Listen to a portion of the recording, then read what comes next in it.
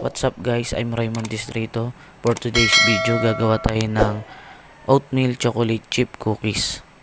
Shoutout nga pala sa mga nag-comment, ilalagay ko dito sa screen. Mamaya sasagutin ko yung mga tanong nyo kapag nagbi-bake na tayo. Okay? Tara, umpisahan na natin. May nakaprepare na pala ako ng all-purpose flour dito. Nilagyan ko ng baking soda at salt. Ilalagay ko na rin yung chocolate chip, tapos hahaluin ko lang. Tapos i-set aside muna natin. Meron tayo dito ang room temp na unsalted butter. Ilagay na natin sa stand mixer, tapos i-mix na natin. Kapag okay na siya, pwede na natin ilagay yung sugar. Kahit anong sugar naman ang gamitin nyo, white or wash o brown sugar kung gusto nyo. Tapos i-mix lang ulit. Kapag okay na, pwede na natin ilagay yung egg.